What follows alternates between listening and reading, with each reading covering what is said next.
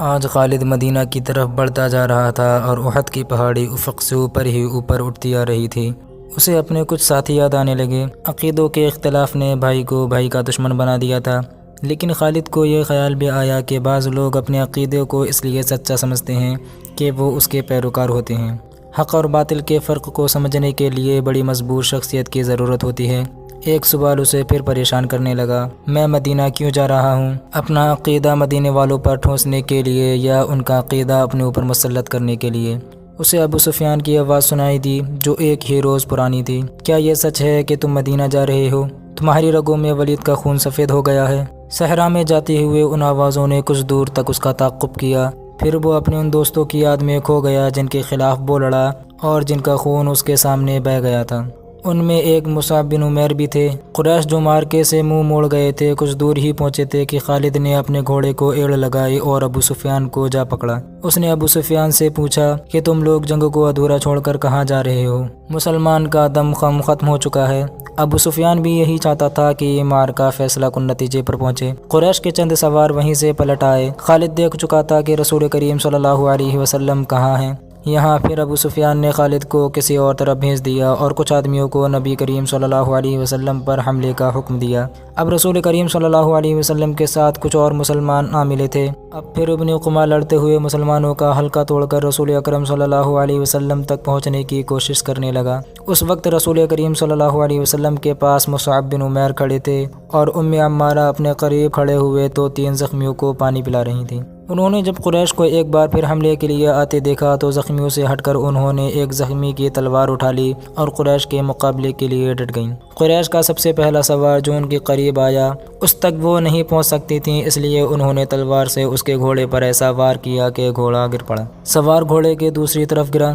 عمارہ نے گھوڑے کے اوپر سے کود کر قریش کے اس آدمی پر وار کیا اور اسے زخمی کر دیا۔ وہ اٹھا اور بھاگ کھڑا ہوا۔ مصعب بن عمیر کا قد اور شکل و صورت بھی رسول کریم صلی اللہ علیہ وسلم کے ساتھ نمایاں مشابہت رکھتی تھی۔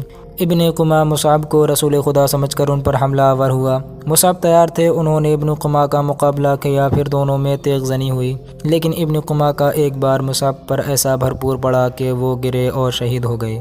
مصعب بہت لاڈوں میں پڑے نوجوان تھے، لیکن تدفین کے وقت ان کا کفن بھی ادھورا تھا۔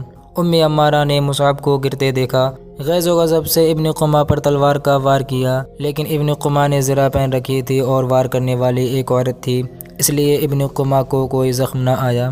ابن قمہ نے عمارہ کے کندھے پر بھرپور وار کیا جس سے وہ شدید زخمی ہو کر گر پڑیں۔ اس وقت رسول کریم صلی اللہ علیہ وسلم جو قریب ہی تھے ابن قمہ کی طرف بڑھے، لیکن ابن قمہ نے پیترے بدل کر آپ صلی اللہ علیہ وسلم پر ایسا وار کیا جو آپ صلی اللہ علیہ وسلم کے خود پر پڑا۔ تلوار خود سے پھسل کر آپ صلی اللہ علیہ وسلم کے کندھے پر لگی۔ آپ صلی اللہ علیہ وسلم کے بالکل پیچھے ایک گڑھا تھا۔ آپ صلی اللہ علیہ وسلم زخم کھا کر پیچھے ہٹے اور گڑھے میں گر پڑے۔ ابن قمہ نے پیچھے ہٹ کر گلا پھاڑ کر کہا، میں نے محمد کو قتل کر دیا ہے۔ وہ یہی نعرہ لگاتا میدان میں گھوم گیا۔ اس کی آواز قریش نے بھی سنی اور مسلمانوں نے بھی۔ قریش کو تو خوش ہونا ہی تھا، مسلمانوں پر اس کا بڑا تباہ کن اثر ہوا کہ حوصلہ ہار بیٹھے اور احد کی پہاڑی کی طرف پسپا ہونے لگے۔ اپنے نبی صلی اللہ علیہ وسلم کے شہدائیوں بھاگتے ہوئے مسلمانوں کو ایک للکار سنائی دی، اگر نبی صلی اللہ علیہ وسلم نہ رہے تو لعنت ہے ہم پر کہ ہم بھی زندہ رہیں۔ تم کیسے شہدائی ہو کہ نبی کریم صلی اللہ علیہ وسلم کی شہادت کے ساتھ ہی تم موت سے ڈر کر بھاگ رہے ہو؟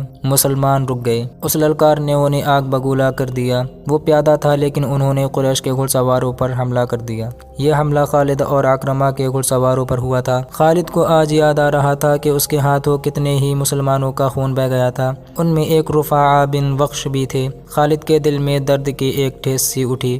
اسے کچھ ایسا احساس ہونے لگا جیسے وہ بے مقصد خون بہاتا رہا ہے، لیکن اس وقت وہ مسلمانوں کو اپنا بدترین دشمن سمجھتا تھا۔ اب مسلمانوں کا دم خم ٹوٹ چکا تھا۔ پیادے گھڑ سواروں کا مقابلہ کب تک کرتے؟ وہ مجبور ہو کر پہاڑی کی طرف پسپا ہونے لگے۔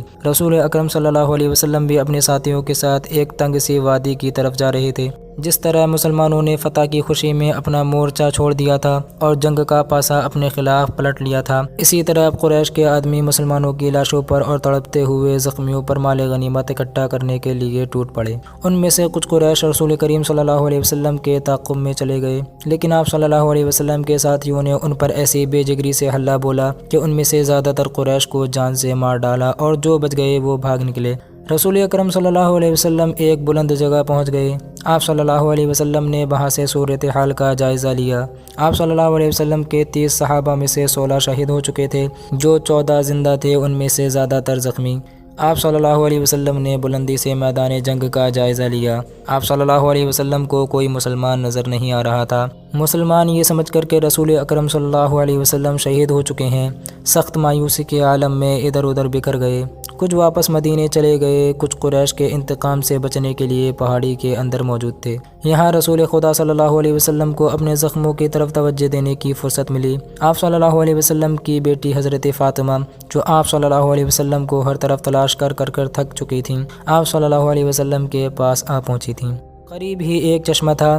حضرت علی وہاں سے کسی چیز میں پانی لائے اور آپ صلی اللہ علیہ وسلم کو پلایا۔ حضرت فاطمہ آپ صلی اللہ علیہ وسلم کے زخم دھونے لگیں۔ وہ سسک کر رو رہی تھیں۔ خالد کو آج یاد آ رہا تھا کہ رسول کریم صلی اللہ علیہ وسلم کی شہادت کی خبر نے اسے روحانی سا اطمینان دیا تھا، لیکن ایک للکار نے اسے چونکا دیا۔ وادی میں للکار کی گونج بڑی دور تک سنائی دے رہی تھی۔ کوئی بڑی ہی بلند آواز میں کہہ رہا تھا، مسلمانوں خوشیاں مناؤ، ہمارے نبی صلی اللہ علیہ وسلم زندہ اور سلامت ہیں۔ اس للکار پر خالد کو ہنسی بھی آئی تھی اور افسوس بھی ہوا تھا۔ اس نے اپنے آپ سے کہا تھا کہ کوئی مسلمان پاگل ہو گیا ہے۔ ہوا یوں تھا کہ جس طرح مسلمان اکا دکا ادھر ادھر بکھر گئے یا چھپ گئے تھے، اسی طرح کعب بن مالک نام کا ایک مسلمان ادھر ادھر گھومتا پہاڑی کے اس مقام پر چلا گیا جہاں رسول اکرم صلی اللہ علیہ وسلم سستا رہے تھے۔ اس نے نبی کریم صلی اللہ علیہ وسلم کو دیکھا تو اس نے جذبات کی شدت سے نعرہ لگایا، ہمارے نبی صلی اللہ علیہ وسلم زندہ ہیں۔ تمام مسلمان جو اکیلے یا دو چار کی ٹولیوں میں ادھر ادھر بکھر گئے تھے، اس آواز پر دوڑ کر آئے۔ حضرت عمر بھی اسی آواز پر رسول خدا صلی اللہ علیہ وسلم تک پہنچے تھے۔ اس سے پہلے ابو سفیان میدان جنگ میں پڑی ہوئی ہر ایک لاش کو دیکھتا پھر رہا تھا۔ وہ رسول کریم صلی اللہ علیہ وسلم کا جسد مبارک تلاش کر رہا تھا۔ اسے قریش کا جو بھی آدمی ملتا اس سے پوچھتا، تم نے محمد کی لاش نہیں دیکھی؟ اسی تلاش میں خالد اس کے سامنے آ گیا۔ خالد، ابو سفیان نے پوچھا، تم نے محمد کی لاش نہیں دیکھی؟ نہیں، خالد نے جواب دیا، اور ابو سفیان کی طرف ذرا جھک کر پوچھا، کیا تمہیں یقین ہے کہ محمد قتل ہو چکا ہے؟ ہاں، ابو سفیان نے جواب دیا۔ وہ ہم سے بچ کر کہاں جا سکتا ہے؟ تمہیں شک ہے؟ ہاں ابو سفیان، خالد نے جواب دیا، میں اس وقت تک شک میں رہتا ہوں جب تک کہ اپنی آنکھوں سے نہ دیکھ لوں۔ محمد صلی اللہ علیہ وسلم اتنی آسانی سے قتل ہو جانے والا شخص نہیں ہے۔ معلوم ہوتا ہے تم پر محمد صلی اللہ علیہ وسلم کا طلسم طاری ہے۔ ابو سفیان نے تکبر کے لہجے میں کہا، کیا محمد صلی اللہ علیہ وسلم ہم میں سے نہیں تھا؟ کیا تم اسے نہیں جانتے تھے؟ جو شخص اتنی قتل و غارت کا ذمہ دار ہے، ایک روز اسے بھی قتل ہونا ہے۔ محمد صلی اللہ علیہ وسلم قتل ہو چکا ہے، جاؤ اور دیکھو اس کی لاش کو پہچانو، ہم اس کا سر کاٹ کر مکہ لے جائیں گے۔ عین اس وقت اس پہاڑی میں سے کعب بن مالک کی للکار گرجی، مسلمانوں خوشیاں مناؤ، ہمارے نبی صلی اللہ علیہ وسلم زندہ سلامت ہیں۔ پھر یہ آواز بجلی کی کڑک کی طرح گرجتی کڑکتی وادی اور میدان میں گھومتی پھرتی رہی۔ سن لیا ابو سفیان؟ خالد نے کہا، اب میں تمہیں بتاتا ہوں کہ محمد صلی اللہ علیہ وسلم کہاں ہیں۔ میں ان پر حملہ کرنے جا رہا ہوں، لیکن میں تمہیں یقین نہیں دلا سکتا کہ محمد صلی اللہ علیہ وسلم کو قتل کر آؤں گا۔ کچھ دیر پہلے خالد نے رسول کریم صلی اللہ علیہ وسلم اور ان کے ساتھیوں کو پہاڑی کے اندر جاتے دیکھا تھا، لیکن وہ بہت دور تھا۔ خالد ہار ماننے والا اور اپنے ارادے کو ادھورا چھوڑنے والا آدمی نہیں تھا۔ اس نے اپنے چند ایک سواروں کو ساتھ لیا اور پہاڑی کے اس مقام کی طرف بڑھنے لگا جدھر اس نے رسول کریم صلی اللہ علیہ وسلم کو جاتے دیکھا تھا۔ مشہور مؤرخ ابن حشام کی تحریر سے پتہ چلتا ہے کہ رسول کریم صلی اللہ علیہ وسلم نے جب خالد کو اپنے سواروں کے ساتھ اس گھاٹی پر چڑھتے دیکھا جہاں آپ صلی اللہ علیہ وسلم تھے، تو آپ صلی اللہ علیہ وسلم کے منہ سے بے ساختہ دعا نکلی، خدائے ذوالجلال انہیں اس وقت وہیں کہیں روک لے۔ خالد اپنے سواروں کے ساتھ گھاٹی چڑھتا جا رہا تھا۔ وہ ایک درا سا تھا جو تنگ ہوتا چلا جا رہا تھا۔ گھوڑوں کو ایک قطار میں ہونا پڑا۔ رسول کریم صلی اللہ علیہ وسلم زخموں سے چور پڑے تھے۔ حضرت عمر نے جب خالد اور اس کے سواروں کو اوپر چڑھتے ہوئے دیکھا تو وہ تلوار نکال کر کچھ نیچے اترے۔ ولید کے بیٹے حضرت عمر نے للکارا، اگر لڑائی لڑنا جانتے ہو تو اس درہ کی تنگی کو دیکھ لو، اس چڑھائی کو دیکھ لو، کیا تم اپنے سواروں کے ساتھ ہمارے ہاتھ سے بچ کر نکل جاؤ گے؟ خالد لڑنے کے فن کو خوب سمجھتا تھا۔ اس نے دیکھ لیا تھا کہ یہ جگہ گھوڑوں کو گھما پھرا کر لڑانے کے لیے موزوں نہیں ہے بلکہ خطرناک ہے۔ خالد نے خاموشی سے اپنا گھوڑا گھمایا اور اپنے سواروں کے ساتھ وہاں سے نیچے اتر گیا۔ جنگ احد ختم ہو چکی تھی۔ قریش اس لحاظ سے بدتری کا دعویٰ کر سکتے تھے کہ انہوں نے مسلمانوں کو زیادہ نقصان پہنچایا، لیکن یہ جنگ ہار جیت کے بغیر ہی ختم ہو گئی تھی۔ لیکن یہ ہماری شکست تھی، خالد کو جیسے اپنی آواز سنائی دی۔ مسلمانوں کی نفری 700 تھی اور ہم 3000 تھے۔ ہمارے پاس 200 گھڑ سوار تھے۔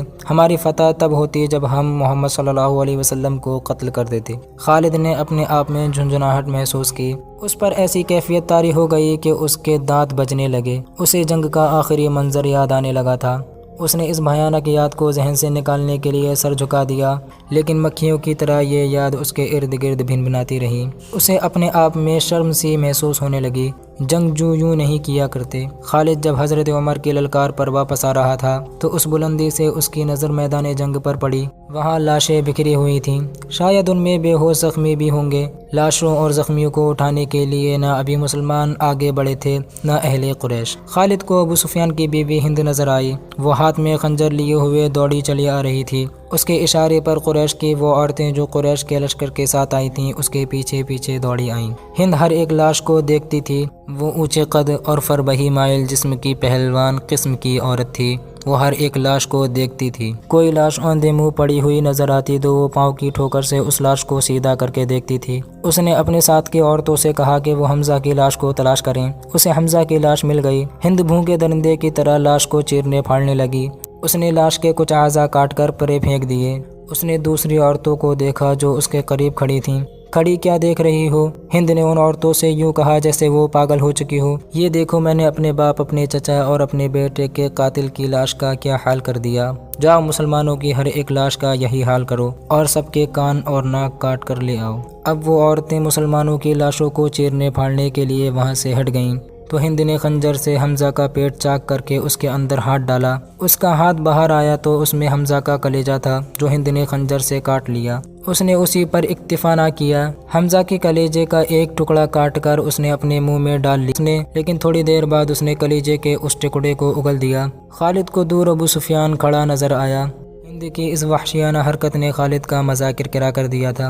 وہ جنگجو تھا، وہ صرف آمنے سامنے آ کر لڑنے والا آدمی تھا۔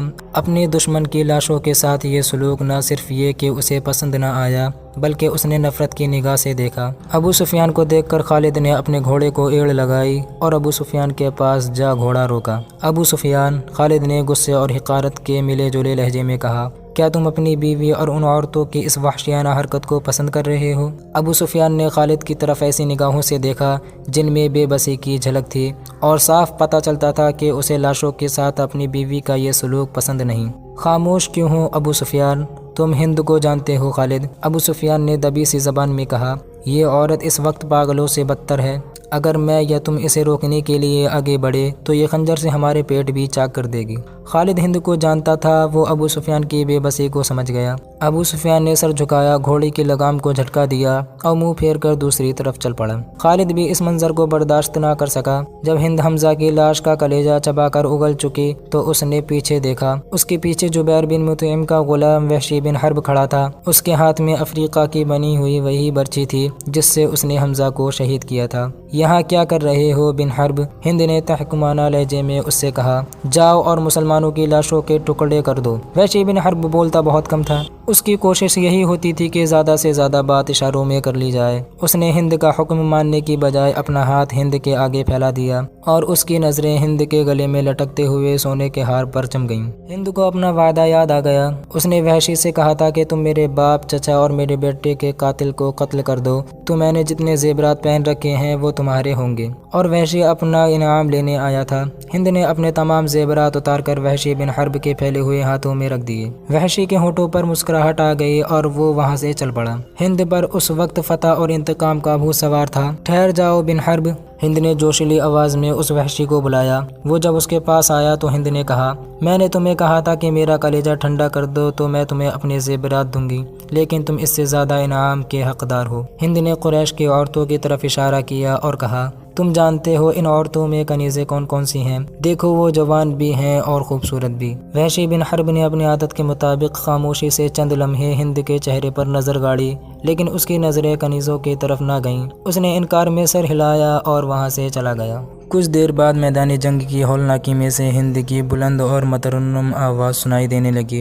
مورخ ابن حشام کے مطابق اس نے ترنم سے جو نغمہ لگایا اس کے الفاظ کچھ اس طرح تھے، ہم نے بدر کے مارکے کا حساب برابر کر لیا ہے، ایک خون ریز مارکے کے بدلے ہم نے ایک خون ریز مارکا لڑا ہے۔ عتبہ کا غم میری برداشت سے باہر تھا، عتبہ میرا باپ تھا، مجھے چچا کا بھی غم تھا، اپنے بیٹے کا بھی غم تھا، اب میرا سینہ ٹھنڈا ہو گیا ہے، میں نے اپنی قسم پوری کر لی ہے۔ وحشی نے میرے دل کے درد کا مداوا کر دیا ہے، میں عمر ور وحشی کے احسان مند رہوں گی، اس وقت تک جب تک میری ہڈیاں قبر کی مٹی میں مل کر مٹی نہیں ہو جاتی۔ ابو سفیان اس بھیانک منظر کو برداشت نہ کر سکا تھا، وہ پہلے ہی منہ پھیر چکا تھا۔ اس نے اپنے دو ساتھیوں سے کہا کہ اسے یقین نہیں آ رہا کہ محمد صلی اللہ علیہ وسلم زندہ ہیں۔ خالد نے دور سے کسی اور کو دیکھ کر سمجھ لیا ہوگا کہ وہ محمد ہیں۔ کسی نے ابو سفیان سے کہا، ابو سفیان یہ کہہ کر کہ وہ اپنی آنکھوں سے دیکھ کر آتا ہے، اس تنگ سے درے کی طرف چلا گیا جہاں سے خالد اپنے سواروں کو واپس لایا تھا۔ وہ ایسی جگہ جا کھڑا ہوا جہاں سے اسے مسلمان بیٹھے ہوئے نظر آ رہے تھے۔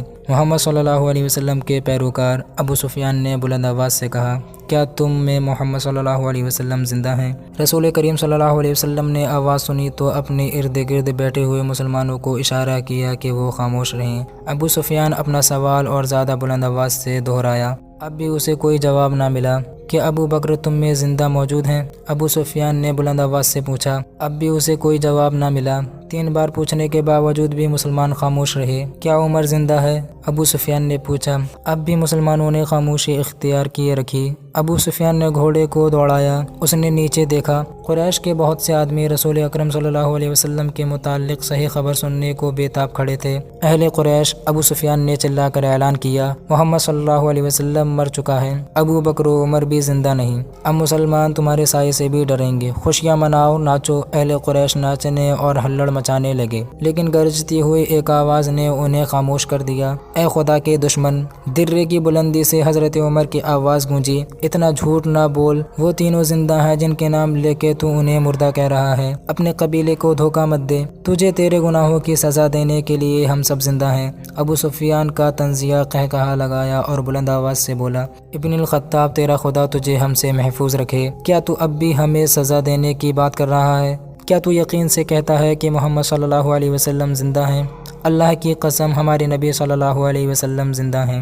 حضرت عمر ابن خطاب کی آواز جواب میں گرجی، اللہ کے رسول صلی اللہ علیہ وسلم تمہارا ایک ایک لفظ سن رہے ہیں۔